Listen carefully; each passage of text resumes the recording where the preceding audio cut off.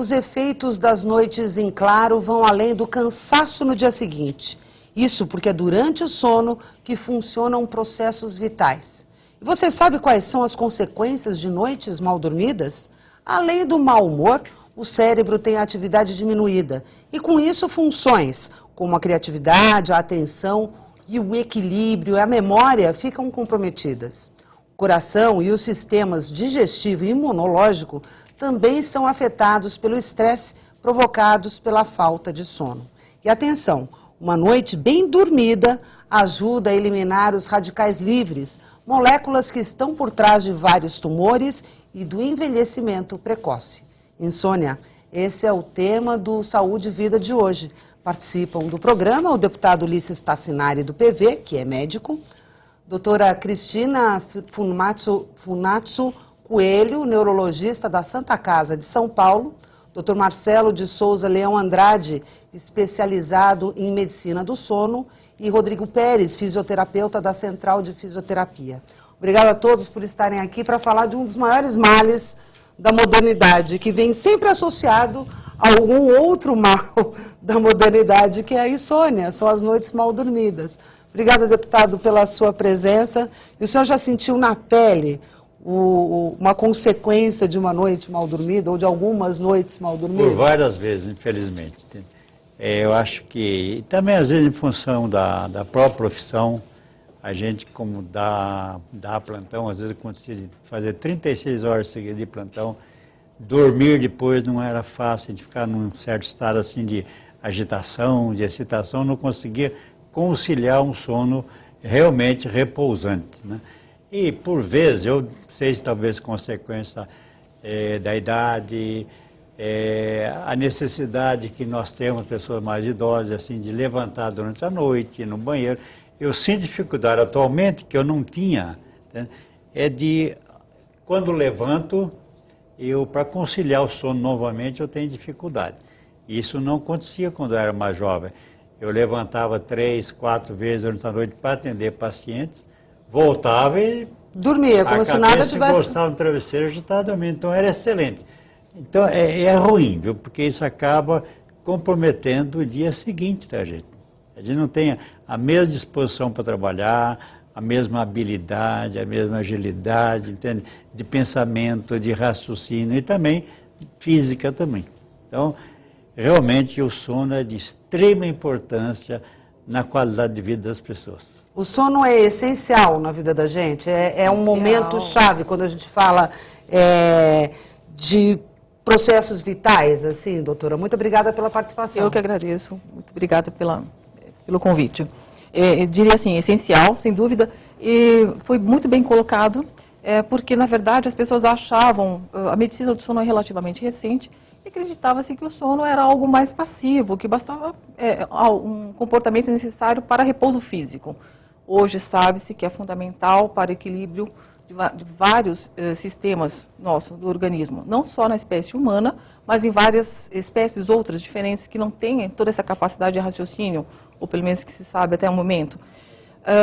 Nesse equilíbrio, muitas vezes só se nota a importância realmente quando se falta. Por exemplo, respirar, comer, só notamos o quão importante é, e a qualidade, não somente a quantidade, quando se sente fome. Respirar, quando se sente a falta de ar.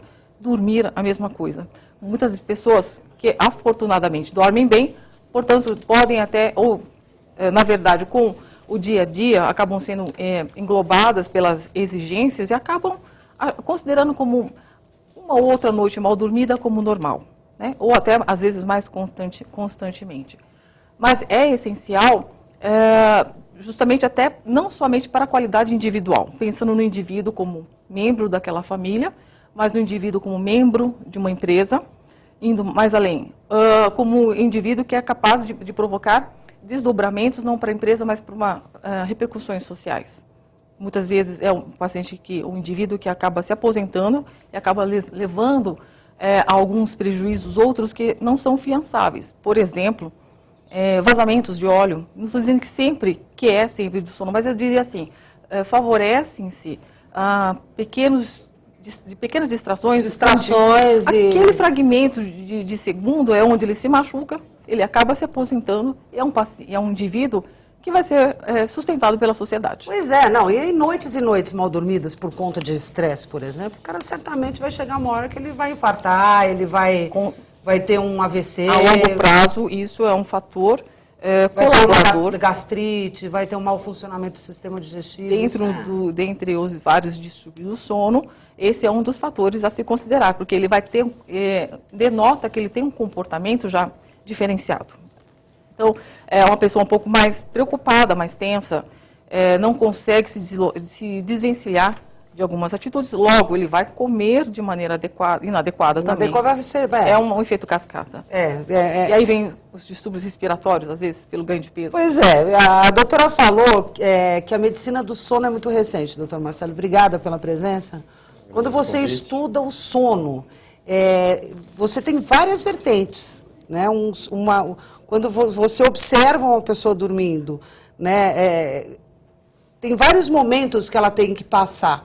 E que, quando ela dorme mal, ela não passa por esses momentos. Ou porque dorme pouco, ou porque acorda sistematicamente. Como que a medicina do sono lida com cada causa? Porque são várias causas. Obrigada.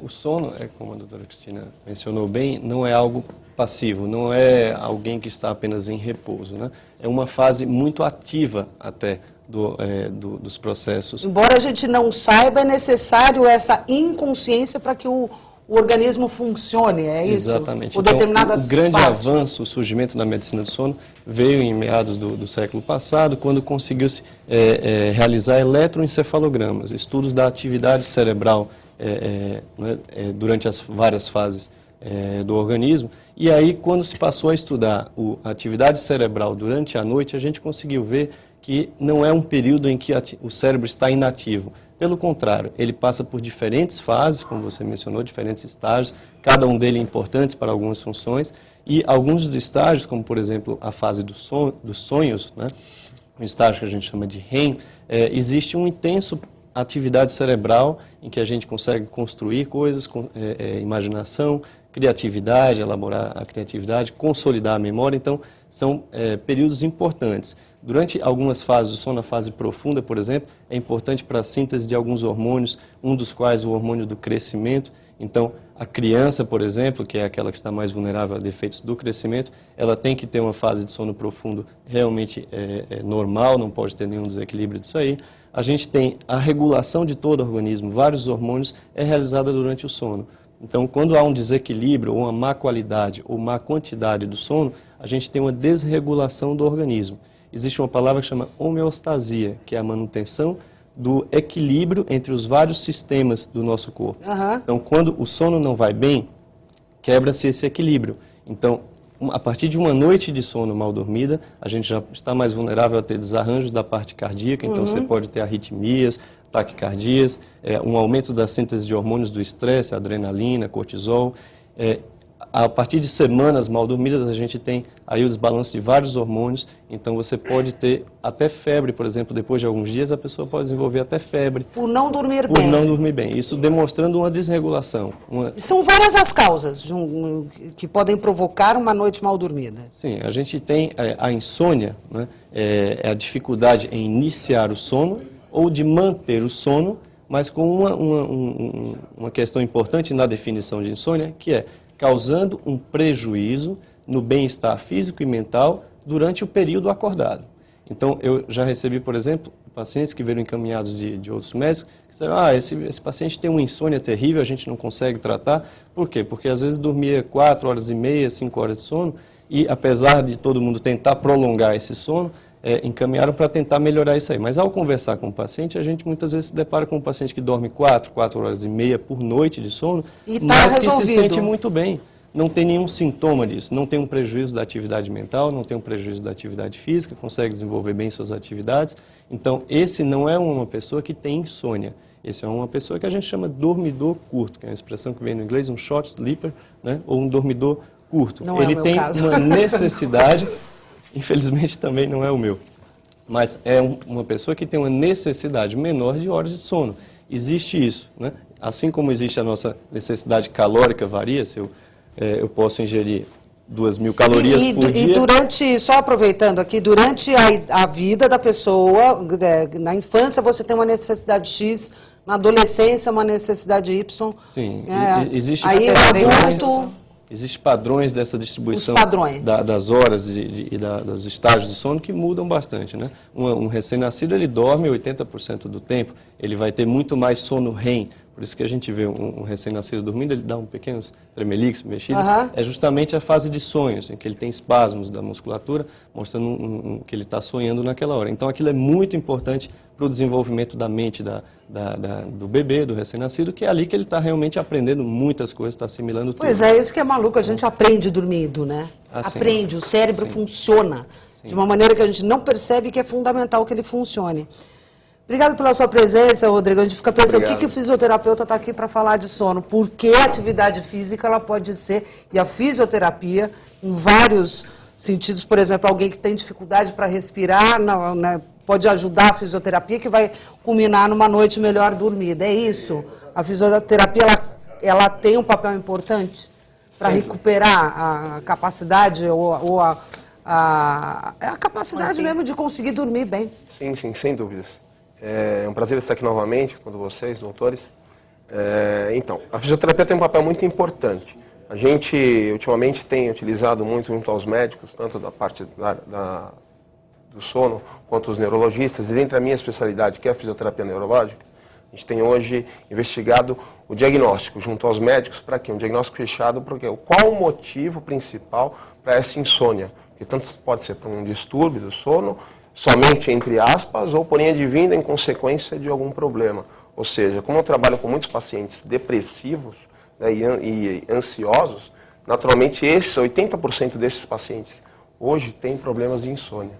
Então a gente tem trabalhado de uma maneira, ou seja, não só a reabilitação natural, normal, advinda de um problema neurológico no caso, ou até mesmo de um distúrbio respiratório, uma insuficiência respiratória, que até aí pode desencadear como consequência uma insônia, mas também de maneira geral. Então a fisioterapia em tratamentos preventivos, né, e também no pós, ou seja, já diagnosticado realmente um problema de insônia. Então tem várias técnicas específicas para relaxamento, buscar diminuir a ansiedade. Então a atividade física é comprovada que diminui a ansiedade do indivíduo, ele independente, né? Hoje vivemos numa cidade de um país, né, de um estresse puro por conta do trabalho, por conta da escola, por conta de faculdade, qualquer atividade que realizamos. Então hoje o indivíduo é muito estressado, né, doutores? Então isso, quando eles vêm para a gente, eles não relatam a insônia. Né? Olha, eu estou no dia a dia, na correria do dia a dia, eu preciso de um tratamento, e você vai verificar, encaminha às vezes para o neurologista, ou até mesmo para um clínico geral, e aí vai verificar algum distúrbio, e aí detectado que ele dorme mal. Então, deputado, a partir daí vem vários outros problemas. Ele está falando de estresse e o senhor falou de depressão antes do programa. São associados aí à insônia, né? Tiram o sono da pessoa mesmo. Né? Indiscutivelmente. Eu acho que a pessoa estressada, a pessoa deprimida, realmente eu acho que são causas principais, talvez, da insônia. E também não deixa de ser também serem consequências também de noite mal dormida. Quer dizer, é um círculo vicioso. Que forma um círculo vicioso realmente, entende? Às vezes a gente tem aquela necessidade de dormir, quer dormir e não consegue. Esse é horrível.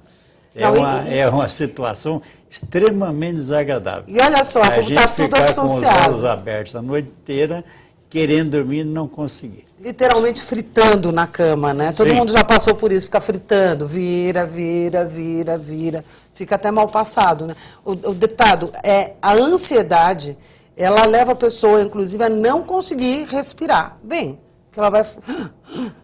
Você fica aquela, né? Então, está tudo super associado, a respiração... As coisas se superam junto, né?